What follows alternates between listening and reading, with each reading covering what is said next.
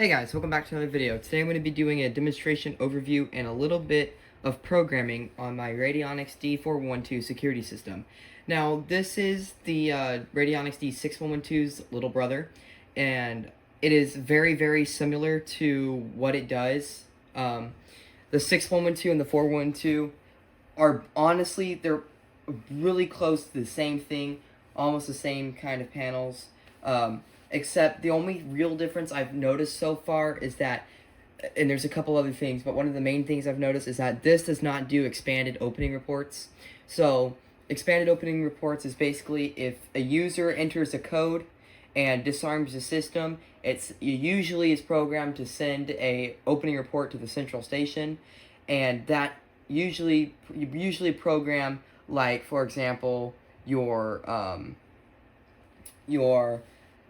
like the username, for example, like Perry Raybuck assigned to user 1. So that way, if I go and disarm my security system, it shows who disarmed it, right? This one doesn't do that. It does opening and closing reports, but it won't tell you the username or any of that information. So that's, and the 6112 does.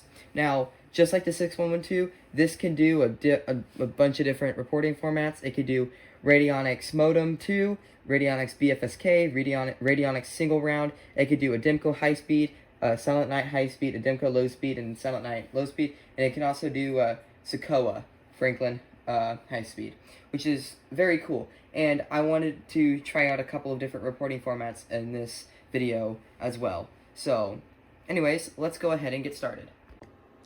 As you can see with me, I have my Radionics D5200, and I have the Radionics D4112 programming manual, and we will be looking at this manual to view the central station types. 7, 6, 5, 4, 3, 2, 1, those are the numbers we care about because we want to try out some different reporting formats. So, yeah. Let's go ahead and position the camera directly above the keypad. I should have done this off frame, but whatever. Frick. Okay.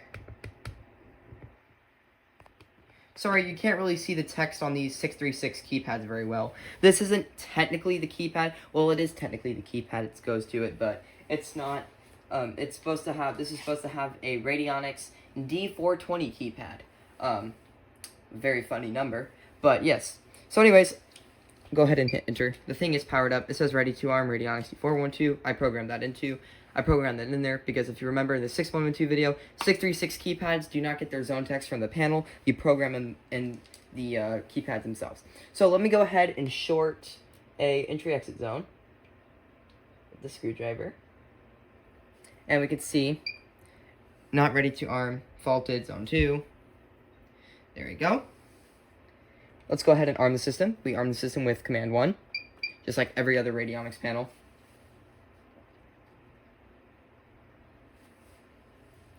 Wait for the exit delay to end on that. Just getting my computer ready to show some reports. Okay. So, now that that has armed, let me just make sure I am reporting. I am. Cool. We'll take a look at protostar alarm monitoring to see that our closing report got through. Modem 2. It's really cool that this panel supports Modem 2. I would have been surprised if it even supported BFSK, but it supports Modem 2 just like the 8112, so it's pretty cool. Now, let's go ahead and disarm, and I'll show you the no expanded opening reports I'm talking about. So we disarm by just entering our code and enter. And we'll go back to protostar alarm monitoring. And user 1 is me, right? But we'll see that it's just going to show opening report. It's currently downloading receivers. There we go, opening report. Usually, on systems, you get like a little ID number, like down right here, and that ID number is assigned to a user, and you can add a user to an ID number. That's all done through the protostar interfaces and stuff. But as you can see, it just says opening report and closing report, so you don't necessarily get to know who armed or disarmed the system. which is okay. Next thing we'll go ahead and demonstrate, we'll arm the system again, command 1, and then we'll violate zone 2, which is set as my entry-exit, and let the time run out, and then watch the alarm come through. And give it a couple of seconds to finish recording. Alright, so now I'll violate zone 2. We can see that it's beeping and tell us to enter our code to disarm it. However, I'm not going to do that. And there you go. Now we are in alarm. So we'll go back over to Protostar Discord server. And we will watch this alarm come through. Alarm on point 2. And through the Protostar interface, you can name these points. So let's go ahead and let me get something real quick. 1 second. Okay. So we'll go ahead and enter our code and silence that. We'll do command 47 to reset. And finally, for the system testing, let's go ahead and activate a fire zone. Just like the 6112, these do not technically have fire zones. So all you have to do, basically what you do is you program a zone as a pulsed bell output, and that basically pulses the bell, code 3, I believe, and it mimics a fire alarm's code 3, but the central station still receives an alarm condition. It doesn't say fire alarm, so I don't think the central station will necessarily dispatch out the fire department. I'm not sure on this, don't quote me on this, but maybe if you name the zone like smoke detector and the central station sees that it is a smoke detector or something like that went off, even though it is an alarm condition and not a fire alarm condition, they'll dispatch. But if you know, correct me on that. So anyways, let's go ahead and violate the fire zone. That's not the fire zone, this is. So you can see, the zone stays audible until I don't short it anymore. So we are now pulsing the bell output relay, and you might be able to hear that.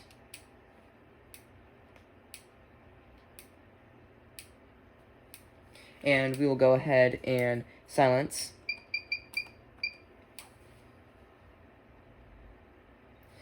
Now we'll go take a look at Protostar alarm monitoring. I'm going to get back to the server. So we can see here, oh, it hasn't came through yet. Let's watch it come through.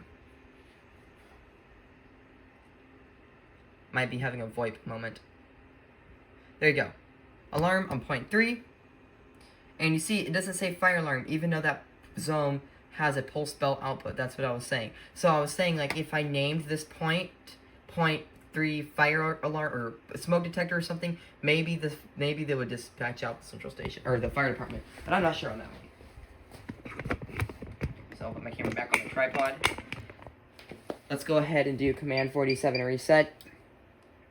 And let's move on to trying out some different reporting formats. Okay, so I think I'm going to try out just two different reporting formats.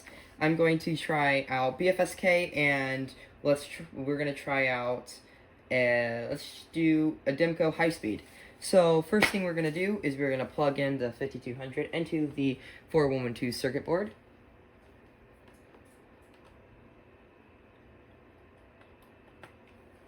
Whenever I do that, my friend modded this for me, so the display is backlit because I have a very hard time seeing things. So we'll go ahead and power up the 5200, and might as well get a good zoomed in view of the display. Alright, I'll go ahead and log in with my password. And we'll go to the 4112 handler. Let's do a receive on new wet record. It's going to have me reset the 6112 first. I probably should have done that first. Where did my little jumper go? Well, I literally just had it. Well, we'll just use this piece of wire here. If I can find my wire strippers. We'll just use a piece of wire. Let me strip a piece of wire real quick. Okay. So basically, excuse the screaming in the background. That's my siblings. We're going to short common to reset on these things. There we go. Sorry if I got my head in the way. I probably did. Yep, probably did. Anyways, we'll receive on new record. And we'll go over here to phone. I think it's phone. Yes. We're going to set CS type to 6, which is Radionics BFSK. And we'll go down here and turn on AC23. Send it. Actually, I don't think I need that. If it doesn't work, whatever. And we'll go ahead and send that to the panel. I think I might need that on, but I'm not sure. I think that's only for pulse formats. Send successful. So now we will go ahead and exit. And to save power, I'm going to shut this off. Go ahead and unplug it from the circuit board.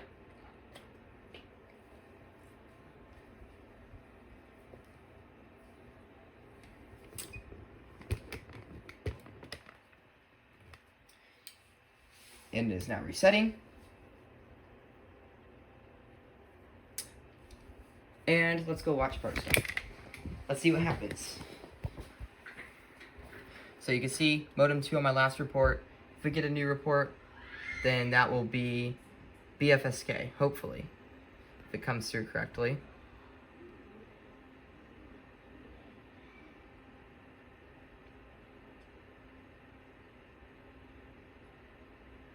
And it's not, so let me go ahead and turn on AC2300 real quick. Okay, AC2300 is now on, so let's go ahead and watch this and see if it works now. As you can see, I was receiving data errors, and that's probably because I didn't turn on the 2300 Hertz acknowledgement tone.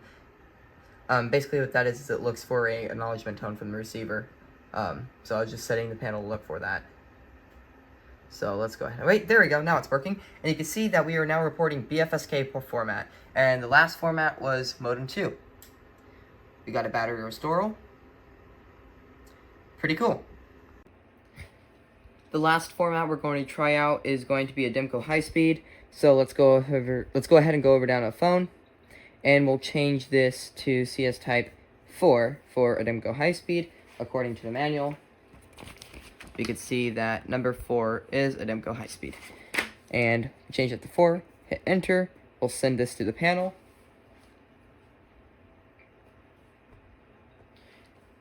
Sent, exit out, turn it off, unplug, wait for the panel to reset. We'll see the keypad do some funny business over there while it's resetting. Here we go. Let's go ahead and watch protostar. This one might take a little bit longer to come through. Wait, no, this is, yeah. Never mind, I'll take a little bit longer to come through.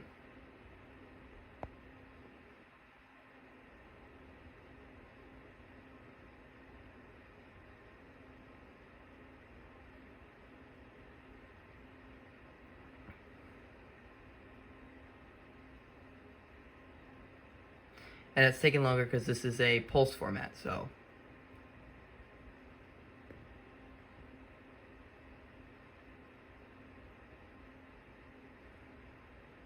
There we go, battery restoral, pulse 3.1 extended, which I don't know why it's doing 3.1 unless VoIP happened or something, or unless high speed is 3.1.